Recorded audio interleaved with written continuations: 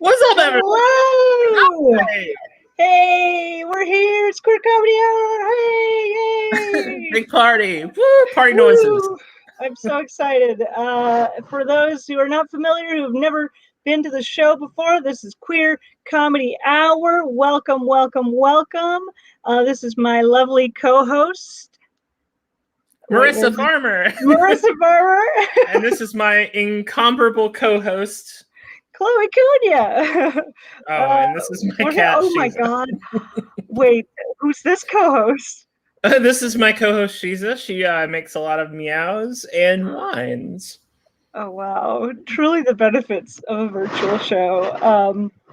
That's phenomenal. Wow. We're making some we're making some adjustments.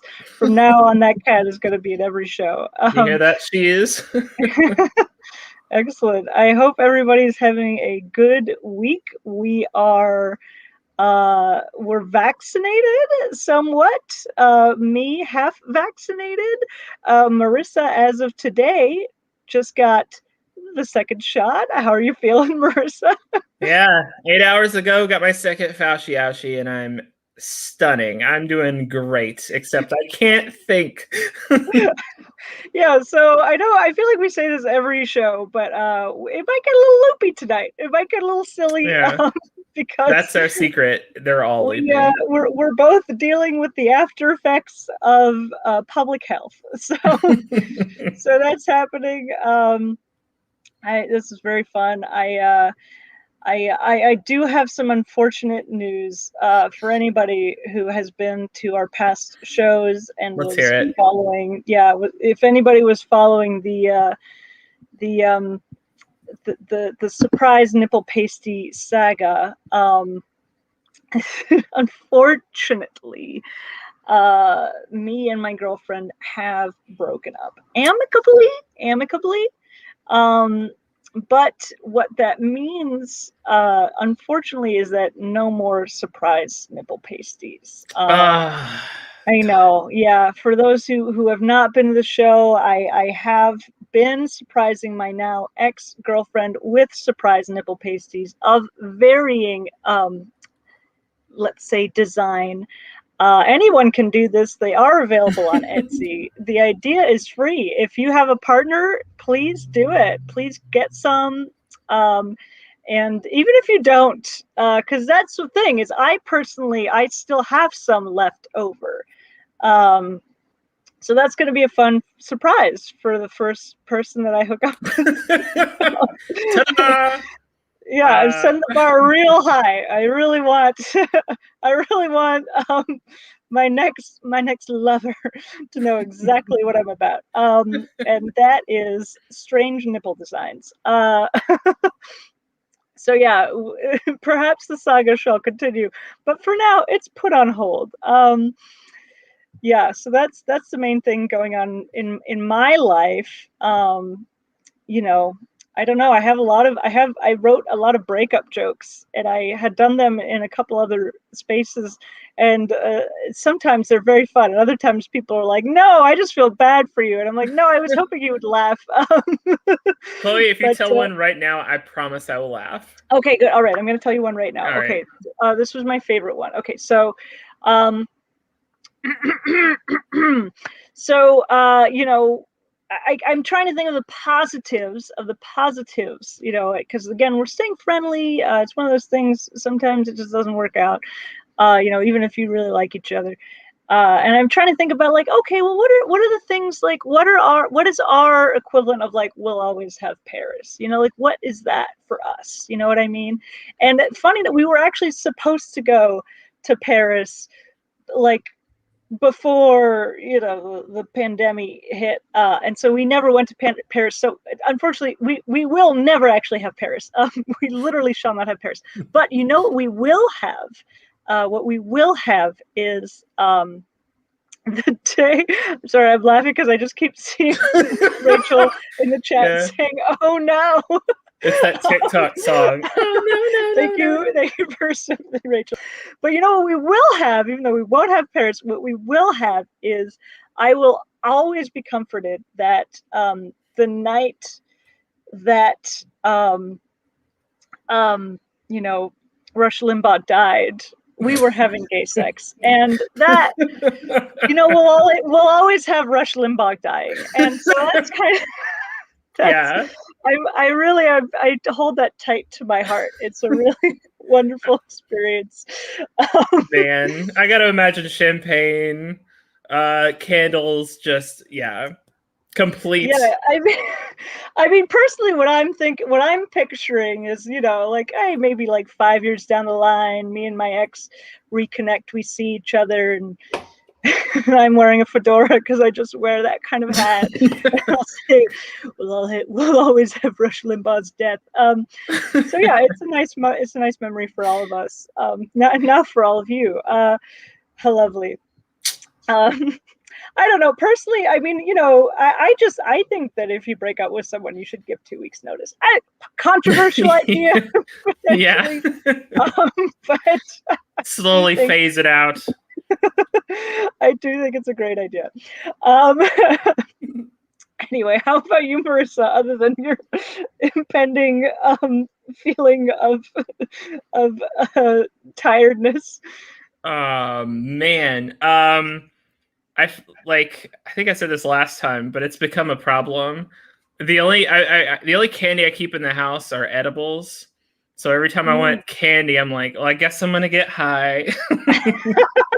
That sounds like a pretty good problem to have. I don't know. Yeah, but like sometimes it's like 12 p.m. during a work day. I'm like, all right, I guess I guess my reports are gonna look weird today. It's fine. I think it's a great idea. Just let them know you work on a certain pace, and they got to get on your level. Yeah. And on that high note, you see what I did there? We got jokes here. I got jokes. This is why she left me. No, on that high note, I think we're about ready to start this show. What do you think? Oh, good. The cat's tail signals we're ready to start. Yep. I think we're about ready to start the show. I'm really excited. We usually have our token straight to open up the show at the beginning because we're very open-minded. But actually, unfortunately, our token straight could not make it tonight because she had a really powerful asthma attack. Probably, frankly, I know I feel really bad. Honestly, according to her, probably because of vaccination as well. So all of us are just vaccinating left and right. So she could not make it. So no token straight tonight. I know you're all crying about it.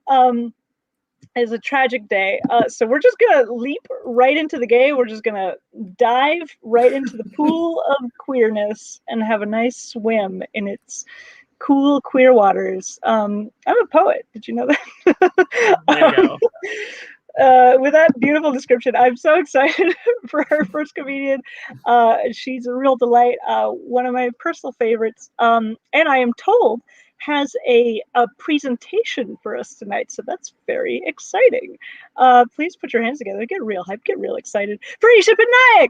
Hi, Chloé. Hi, Marissa. Hey. Hi. I really loved the Etsy pitch. It was like you're on Heartbreak Shark Tank or something. I really enjoyed that. Thank you. It's so nice to see you all. I'm so excited to be here. Yeah. Yay! I'm gonna do a presentation, but I'll Yes. just do a quick. I'm in my childhood bedroom in my parents' house. Me too. Oh, great, amazing. And I'm not technically out to my parents yet. I'm like a middle-aged woman. I'm 25. I don't know why I said that. I'm hoping to just like gaslight my parents into thinking that I've already come out to them. Like, I want to just like be like, yeah, like, oh, me and my girlfriend, blah, blah, blah. And they'll like do a mental double take. And I'll be like, no, Dad, remember when we went on that beautiful hike and you told me that I would always be the daughter that you always dreamed of no matter what? Like that already happened. All of that stuff already happened. So that's currently my strategy right now. It's good. I like it. But when I think about, looking within myself and like getting prepared for that moment, I do want to share with you someone who has really inspired me throughout all of this. So I will be sharing my screen. Great. Great. Are you ready for me to share it? Yes, I'm ready to share it. All right, here we go. 3, 2, 1. This is someone who has really inspired me, and I just want to deep dive into what this person has done for me and for America. So when I think about this person, that person is Secretary of Transportation Peter Buttigieg. And when I think about Peter Buttigieg, I not only think about, what he's done for the cis white gay male community, but what he hasn't done for everyone else, but what he's specifically done for heterosexual older white women. And I want to talk about what Pete Buttigieg can teach us about those women, aka why you, as an older white heterosexual woman, are horny for Mayor Pete. I wanted to just go through the first. First, I just want to know what makes Pete appealing to older straight women. That was what we went into this research with first. Then we wanted to understand, we noticed a spike in reported arousal around the Iowa caucuses. We wanted to see what was going on there. And we also want to leverage these findings to increase sex appeal and therefore chances at another presidential run. I personally do not want him to be president, but I do want him to run again. This is a picture of him that I think really exudes. We did show this to a focus group of 40 to 50-year-old women in the Midwest, and they did, their arousal levels spiked significantly. So thinking about background research, one is older white women really love a young, educated man. They see this photo of Pete Buttigieg and they think, that's a man on the path to success. And that woman behind him, right in the back here, she grew up to be an older white woman. And she Pete Buttigieg. He's been talking to voters. He's really good at connecting with fellow middle-aged white women voters. And we all know, and it's an open secret in the US government, that Pete Buttigieg and Joe Biden are having an affair. I know it's not something we talk about. It's not something that makes the headlines every day, but they do text often, and those texts will be released one day. For a presidential frontrunner getting... I just wanted to show this quick video. Do you see this woman? Look at how much joy she has and how much excitement and enthusiasm she has for Pete. And look at how Pete is looking for her. How could she not fall for him? So I wanted to give you a quick overview of our methodology. We did conduct this fairly diverse focus group, but we only really listened to this woman right here. She was demographic. Everybody else wanted to talk about things like policy and, you know, what he would do for our country. And we didn't care about that. We really just wanted to know what makes him so attractive to this specific demographic. So first, we really investigated and deeply went into the straight Midwestern white lady hierarchy of needs. The bottom, the lowest, and the most important is casseroles. Casseroles drive family, friends, just the whole aura of everything. The second is marrying your high school sweetheart, you know, leading up to that ladder. The third is accepting your gay son for who he is. You know, that's a huge part of the Midwestern white lady experience. It's, you know, overcoming those obstacles, those homophobic obstacles within yourself to be able to see the world beyond that. And then at the very top of the pyramid, that self-actualization part is the fantasies about Mayor Pete. This is who they truly are. This is when straight Midwestern white ladies really, really become who they were meant to be. You just have a few quotes. One is this woman who's voting for Mayor Pete in the Iowa caucus because it seems like someone she could have fallen in love with as a young woman. Her husband is currently gay. She doesn't know. Two is this woman. I did obscure names just to protect their identities, but you could do a reverse image search if you'd like. This woman has a gay son. She just wants him to marry someone like Pete. Her son is a socialist and she's not that into it. So she would really like Pete to be the one for her son. And this woman was a little more emphatic. She kind of just really said, like, she wants to contact with Pete. And I wanted to just investigate. I just wanted to show you this graph of horniness over time. This blue line being heterosexual 40+ white women. This graph, this line being gay men, and this is everybody else. So thinking about this average still being high in late 2019 for gay men, you know, they still like him despite racist policies and lack of support for Medicare for all. There was a steep decline, I think, as soon as Elizabeth Warren started to come higher in polls. They were really just more attracted to her. This is basically what happened during the Iowa caucuses, or when we saw that ascent. You know, we saw, oh, these women realize that he's basically like a young Biden, and they really identify with Amy Klobuchar, which I will get into more. These women really enjoyed that chemistry between Amy Klobuchar and Pete Buttigieg. They said, I'm Amy, and I could have that chemistry with him.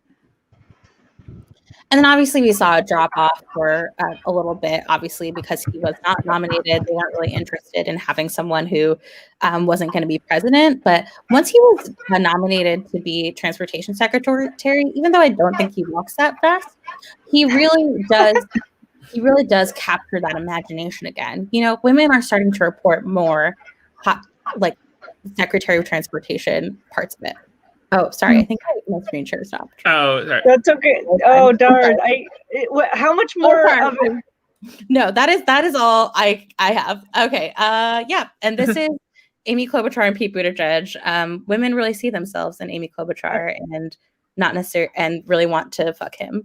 at the end. Thank you. That's beautiful. Thank you so much. I hope we didn't cut the presentation too short. Totally fine.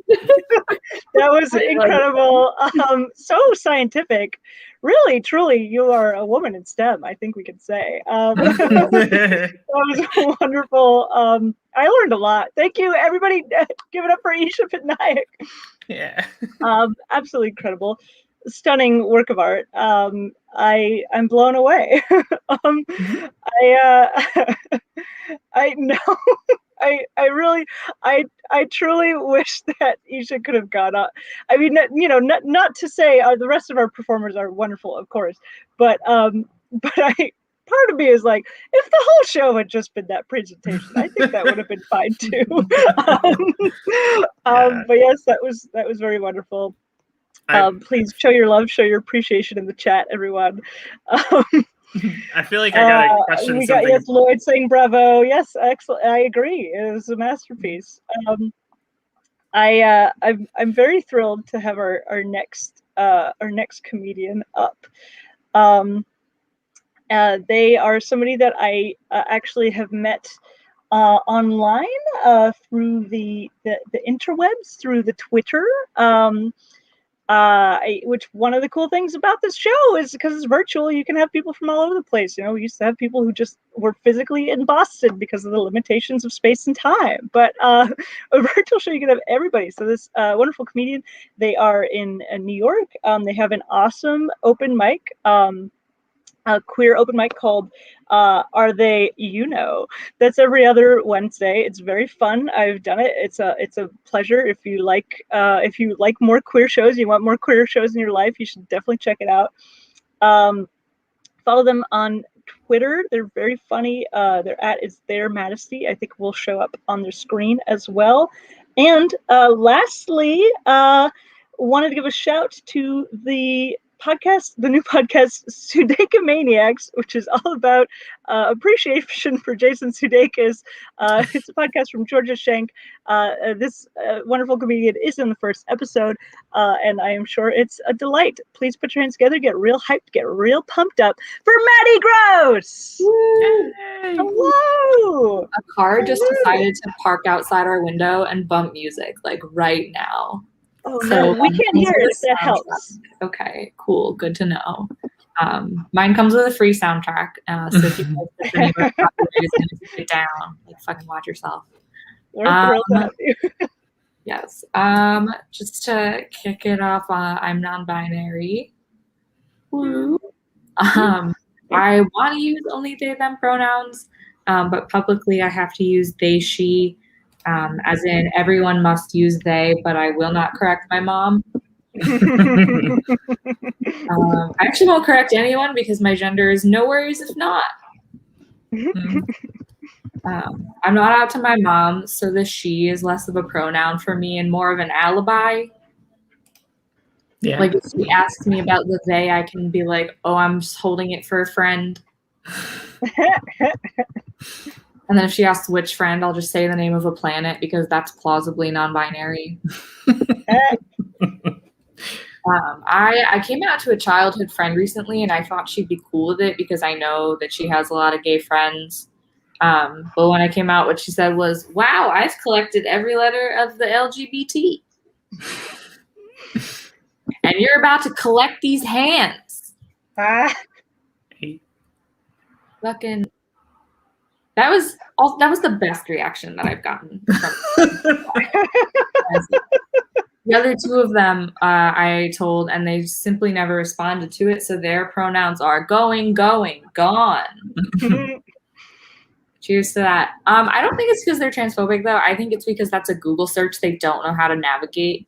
To be fair, when you Google non-binary, this is true.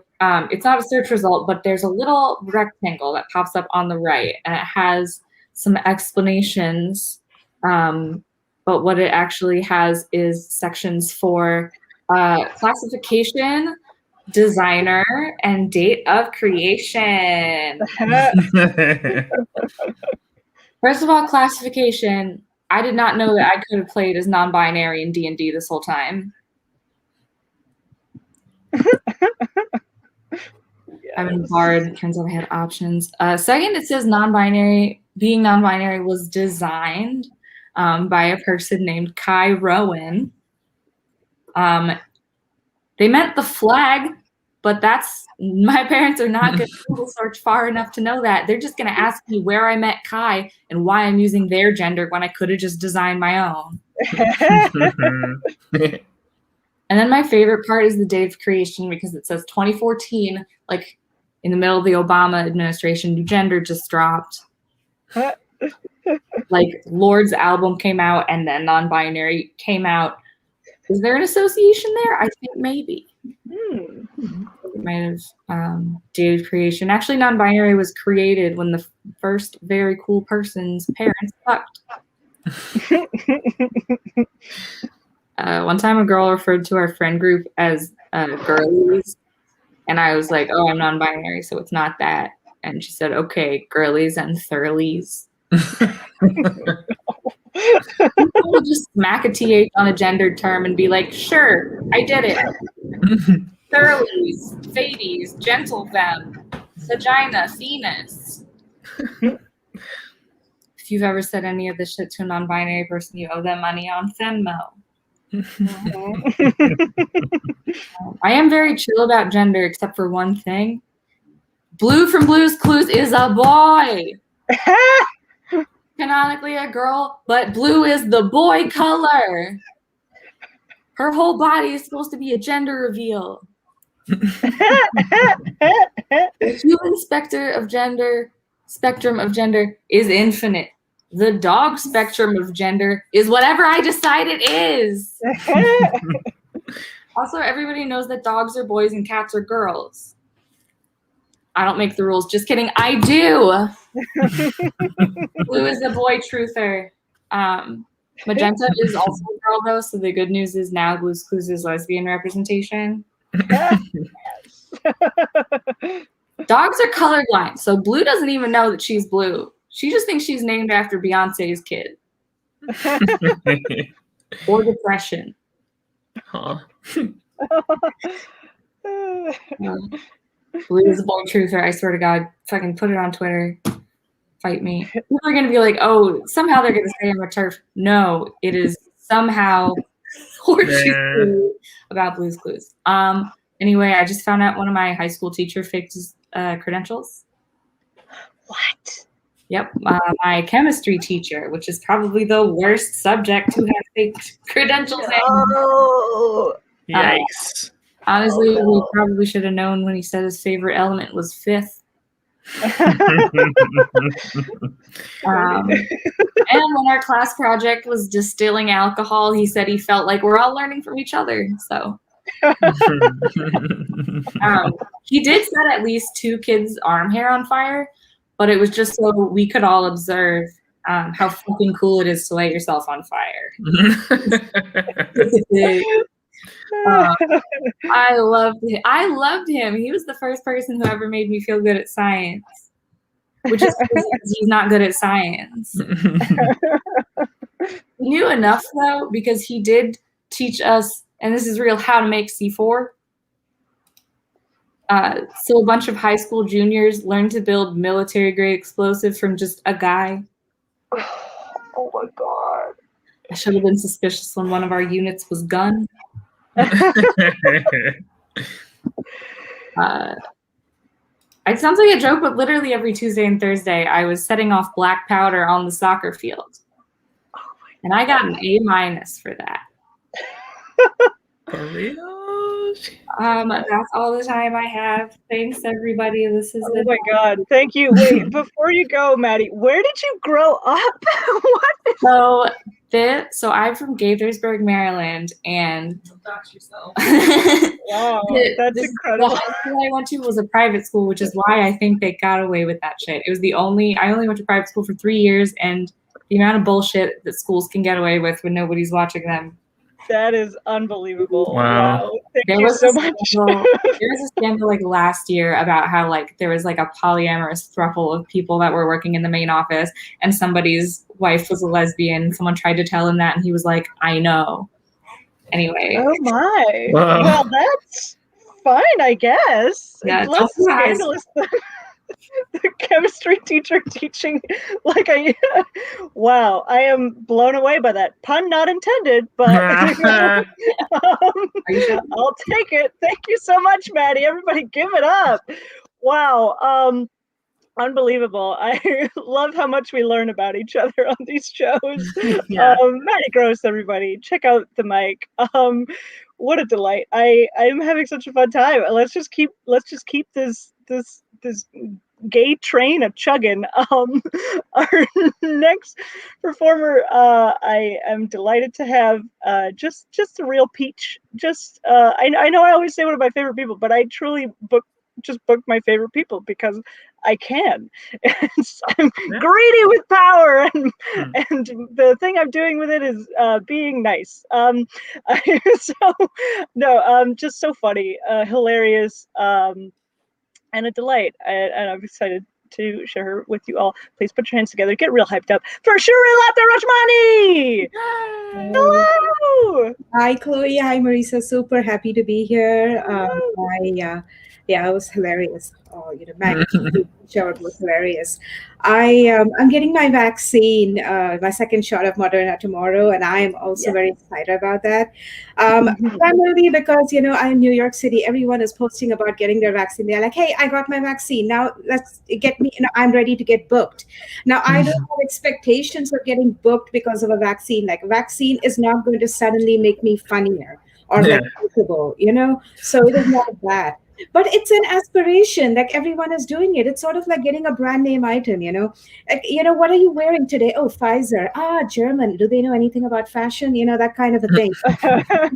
When I went for my first Moderna shot, like last month, I was like, oh yeah, now I'm going to come home and post about this. And as soon as I came home to post about it, all the people in New York were talking about the Johnson & Johnson vaccine that had become suddenly, oh, one shot only. We're not losers who are going to wait for a whole month for the second shot. Like, we get this one shot. We are badasses. Now we are ready. And I felt sad because, like, imagine you're waiting for like 6 months, saving money to buy your aspirational Coach handbag, and then your best friend posts about her new Balenciaga the day you buy your Coach handbag. And I was so sad. And then the very next day, there was news about Johnson & Johnson factory having some kind of an issue with bad batches. And then there was news about blood clotting and stuff. I'm like, damn it, this is awesome. Like, I feel sad. It's pandemic. I could not. But I'm not high-minded at all. I'm very petty. I felt awesome because, damn it, girl, my friend bought her bag from the fake market. She bought it from Canal Street. That's it. I win. So that has been me through this pandemic. I'm from India, and when the Asian attacks happened, I posted on my Facebook that about like stopping Asian hate, and a white friend of mine commented that I should stand for Asians not just when something bad happens. I should stand for them always. And I was like, girl, I do stand for them always. By existing, by breathing, by being alive, right? But I don't blame her. I mean, she is American. Americans don't study geography in schools at all. That's why they keep bombing the wrong countries. So I don't blame her.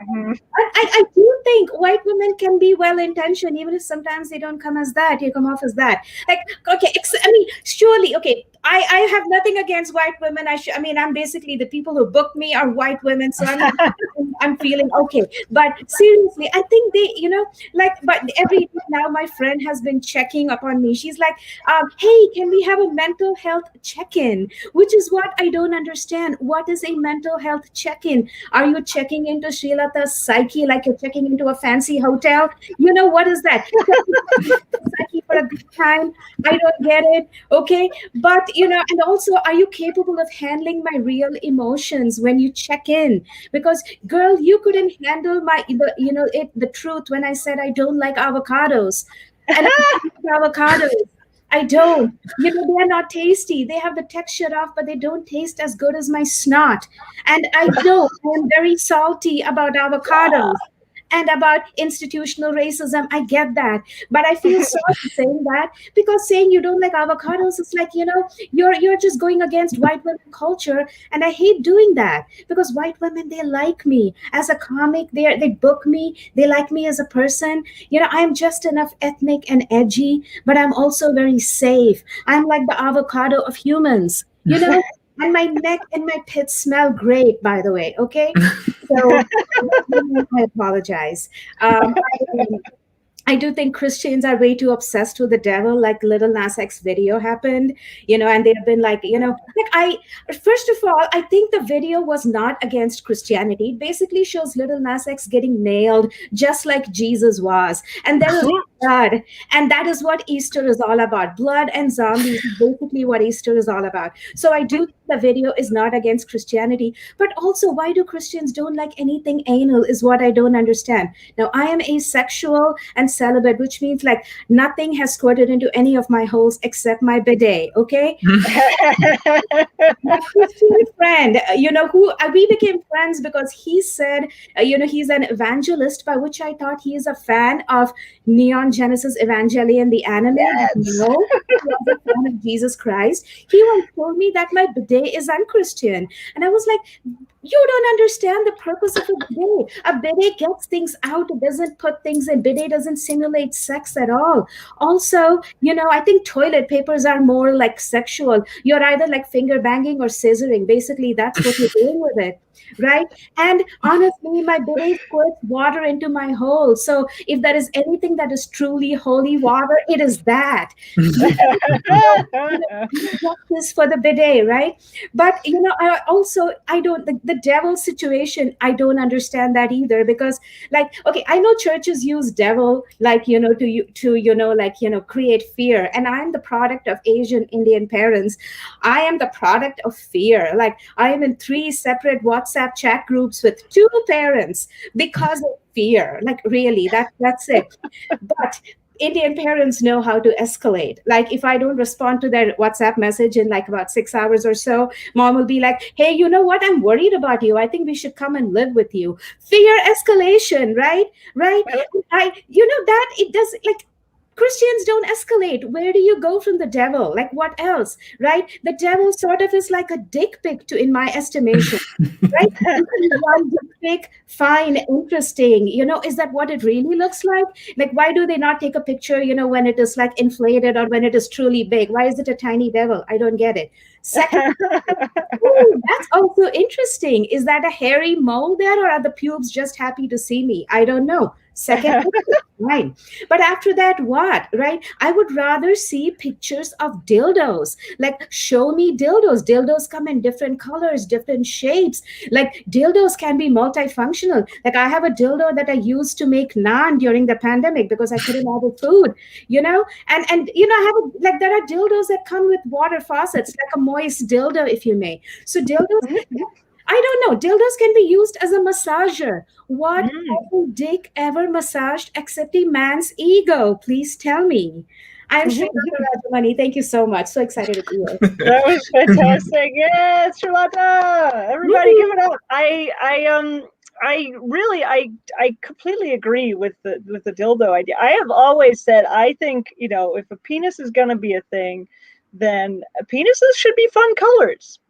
How like a peacock has the feathers.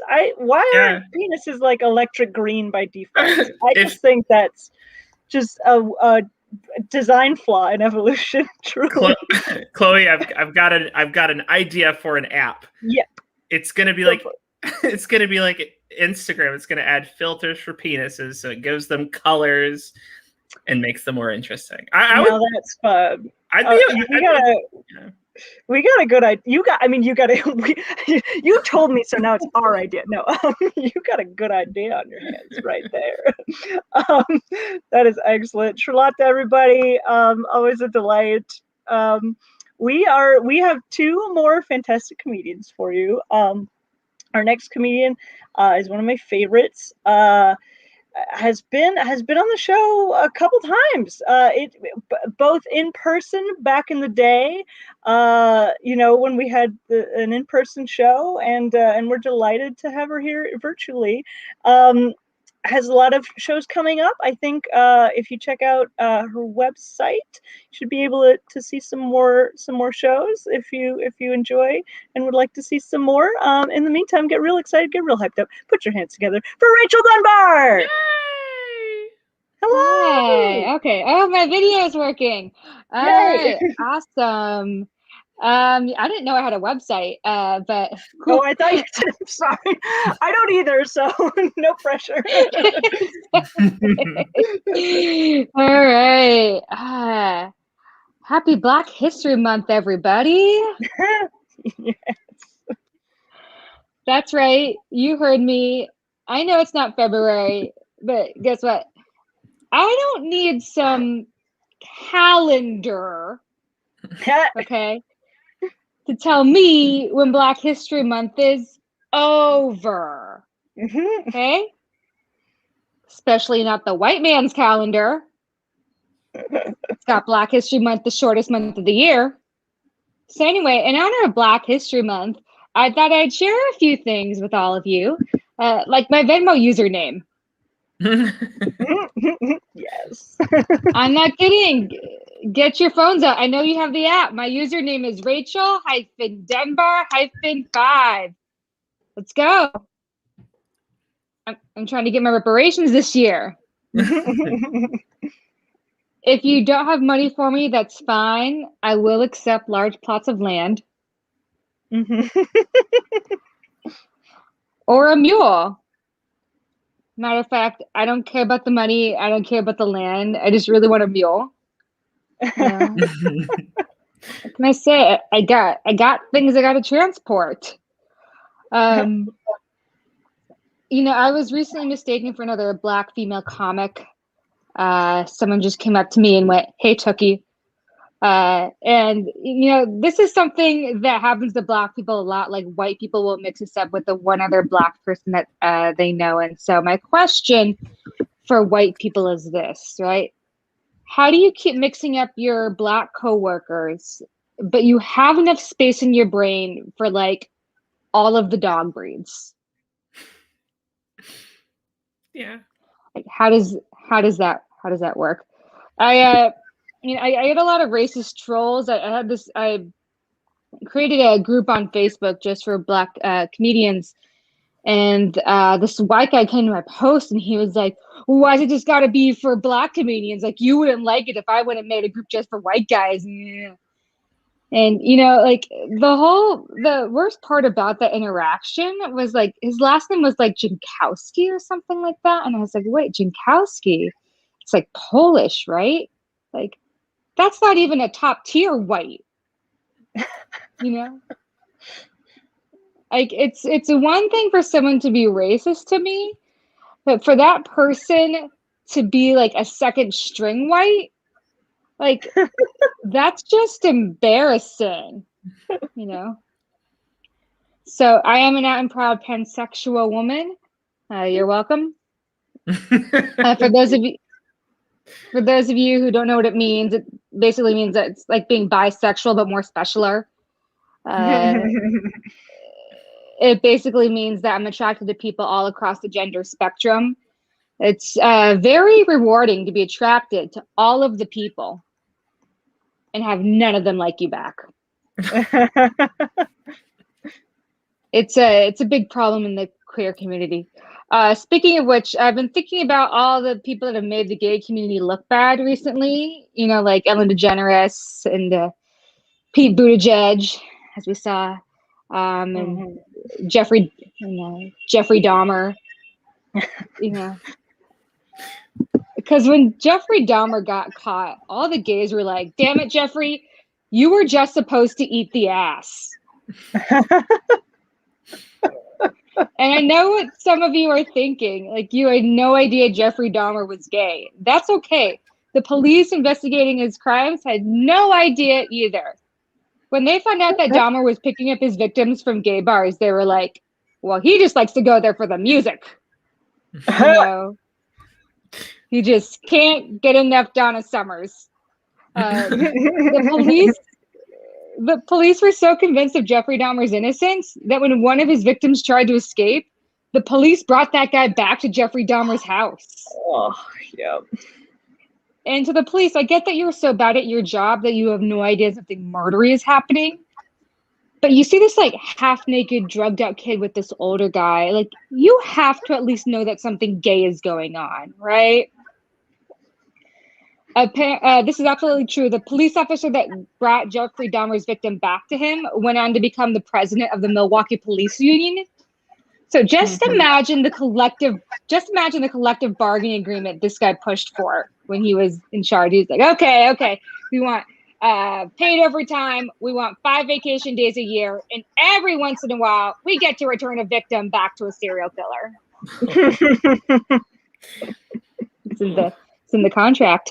I don't know if this has ever happened to you, where you're just hanging out with your mom and she goes, "Hey, by the way, you're autistic. We just never told you." No, just me. I don't know if any of you know what it's like to find out you're autistic at the age of 27, but I was like, this adds up because I love counting. You know, I hate those people that are like, oh, by the way, you shouldn't say autistic person. It's person with autism, right? Because first of all, I've never heard anyone with autism actually say this. And second of all, the people who say this, they don't actually care about autistic people. They just want to prove to everyone how woke they are. So I just want to tell these people, like, you're a shitty person. No, I'm sorry. You're a person with shittiness.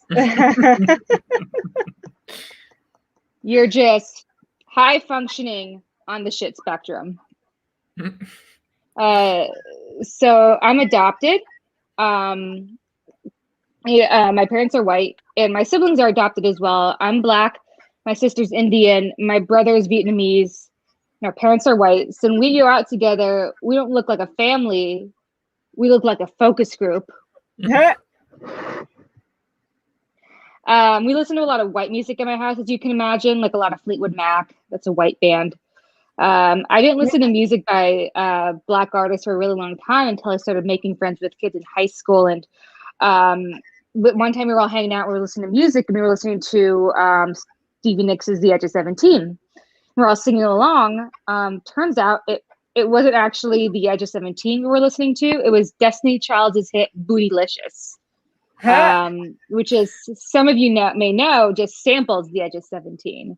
So while everyone else is going, Kelly, can you handle this? Michelle, can you handle this? Beyonce, can you handle this? I'm going, just like the highway does, sings a song, sounds like she's singing. All right, thank you, Rachel Dunbar. That's my time. Yay! Rachel, everybody. Hold on, real quick, Rachel. Plug your Venmo again, because this is a free show, by the way. So if you want to Venmo anybody, please feel free to do so. I'm just saying. Yeah. It's Rachel-Dunbar-5, and I'll put it. Right there.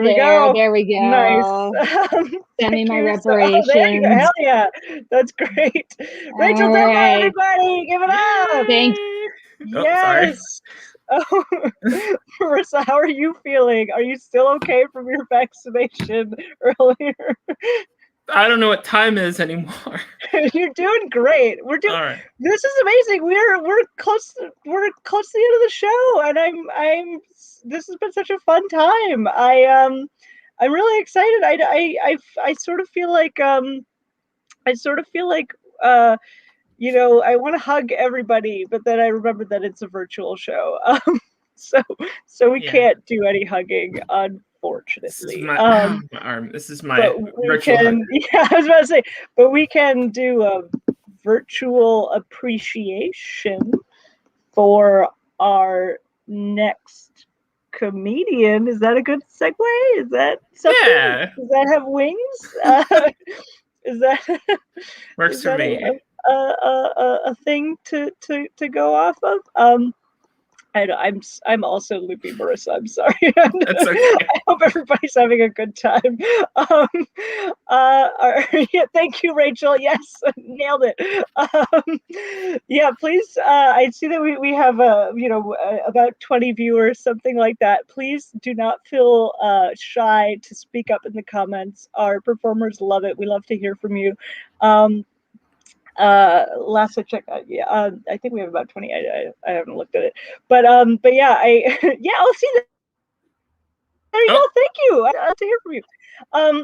But yes, I'm getting distracted. I'm sorry. I hope everyone's enjoyed this show so far. We have one comedian left. And then, of course, after this fantastic comedian, there is more lovely, hilarious, amazing programming on the Twitch channel. So, please stick around after our ultimate. I usually say penultimate, and I realize it's the first time I've said ultimate comedian, but it works. That's the meaning of the word. This individual, he has just started a podcast called the Super Best Friend Music Show. Very fun title, with Alan Richardson and Dana Slatery. And also, if you enjoy debate, we have on occasion been on the debate show, the both of us, sometimes together, sometimes not. Either way, it's a fun show. Check it out. Pick a side. Stupid is the name of it. Aggressive title, but not as aggressive as the title would suggest. Give it up. Get real excited. Put your hands together for Joe Palana. Hi. Yay! Hello, Joe. Hey, thanks for having me. Oh, what a great show. Everyone's been killing it. This is awesome. I know. Well, the gays, we're good. Love me some gays. We're killing it. I should, if people don't know me, I should just start off by saying I am not a 12-year-old boy. I am a 26-year-old boy. I thought I wouldn't have to say that as much on virtual shows, but then my mom said that when it's just me in front of a wall, I look like I'm in timeout. So just thinking about what I've done, and oh boy. I also have just something about my look and general demeanor. People often look at me and think, I know he's a little bit gay, but how gay is he? And the person that really wanted to know the answer to that question the most was me at 14. Boy, was I just so confused. Because in the early 2010s in the South Shore of Massachusetts, like now kids could just be bisexual. That's just the thing you could be. But for me, I was just gay and a pussy. Like that's just how it works in South Shore, Mass. So, but I figured it out. I think there's a lot of pressure on young women to experiment with themselves sexually, but there's less pressure on young men. But for me, I put my money where my mouth is, and by my money, I mean another guy's penis, which is the only time you can use that in the place of money. Like you can't just go to the bank with a bag of dicks and be like, "Hey, can I get these in nickels?" They're like, "That you, sir, are a psychopath." And I'm like, "Well, that's homophobic," but so it goes. I have a bag of dicks, and I thought I was hooking up with the one other queer guy in my grade. Turns out it was a lot more than that. We just didn't talk about it because we were all repressed Catholics. So, because you know what you don't need when you're figuring out your sexuality? Catholicism. Boy, that not anything. Srilatha was talking about the Call Me by Your Name video, and I don't get people are so mad about him giving Satan a lap dance and then don't realize that he then immediately kills Satan. Come on, that's exactly what you want. Like, what do you you gotta respect the hustle. Like Jesus didn't kill Satan, so maybe there's method to the madness, Also, Jesus way too well manicured to not be at least cool with gays. They no way around it. Also, they're the ones that gave us the confusing Holy Trinity. So, like, that is definitionally non-binary. Sorry. Only throuple I care about is the Father, Son, and the Holy Ghost. I don't.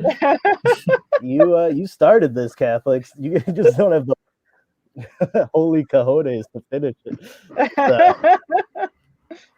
This transubstantial polyamory, but but yeah, so I would ironically the first kid I hooked up with was named Christian, so there's no Freudianness in that at all. And just also on the Catholicism thing, like if you don't think it fucks you up, I have more than once said forgive me instead of excuse me when I burped, and I think that is all. That is, you don't even need a sexual component. That is what it does to you. But yeah, so me and this guy, we would just drive to an industrial park and hook up, and we never kissed or held hands, and it was just like two 40-year-old married men cheating on their wives in the 30s. It was incredible. That is my sexuality. I think a lot of people earlier are not like out to their parents, and my parents somehow knew before me, like way before I knew what I was doing. My dad would just tell me multiple times, we don't care that you're gay. So, like, oh, thanks. What do you know that I don't?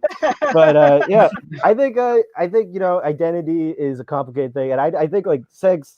I mean, look at me. Sex is just not a big part of my identity. Period.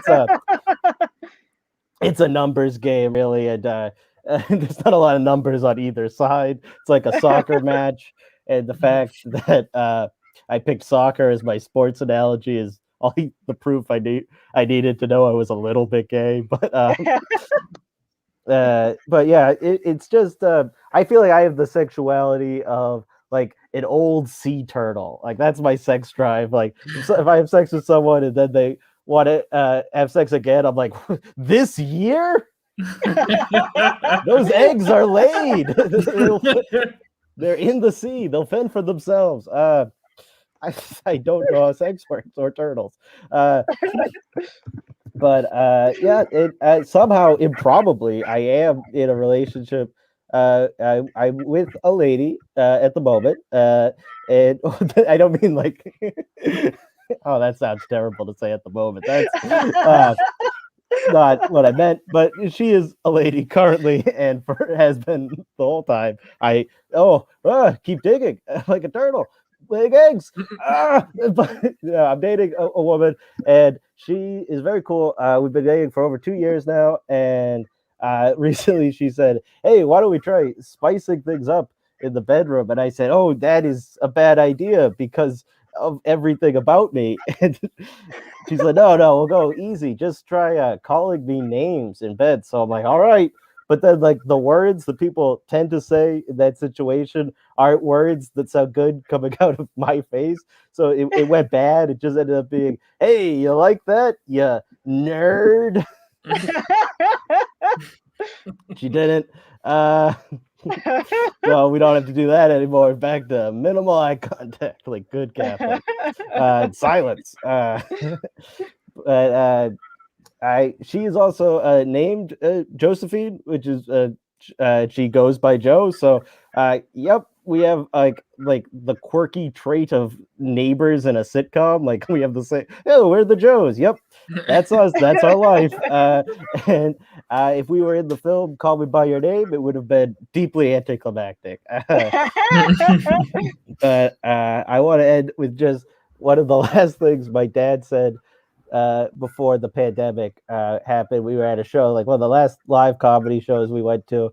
The comic right before me was talking about pegging, and so that I had to get up and be like, "Oh, I'm not going to explain that to my dad." And I thought that's cute. That's the end of it. But then at the bar afterwards, he walked up to me and said very loudly, because he's Italian and they only have loud and louder. He just walked up to me and goes, "I don't know what makes you think I don't know how lesbians have sex." I had to be like, I don't know what makes you think I want to have this conversation. I didn't realize I would be like with the Jane Goodall of lesbians. Like, I've lived among them. I've studied their ways.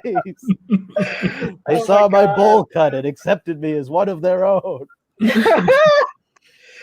That is me. so good. That's my All right. bowl. Thank you so much. That was Joe. Everybody, give it up! Oh my lord, what a show we have had tonight. I personally have learned a lot. I don't know about you, Marissa, but Yeah. I have learned a lot. I would like us all to give it up for all of the comedians we have seen tonight. Isha Patnaik, Maddy Gross, Srilatha Rajamani, Rachel Dunbar, and Joe Palana. This is my fantastic co-host, Marissa Farmer, and this is my incomparable co-host, Chloé Cute. I never know. Stick around for Nights of Prospect. We'll see you next time. Yeah, and if you like this show, you want to see it again, we are every fourth Friday of the month, and at 7 p.m. Eastern Standard Time. All right. And that's been our show. Thank you so much. You're all beautiful. I love you. Many kisses. Bye.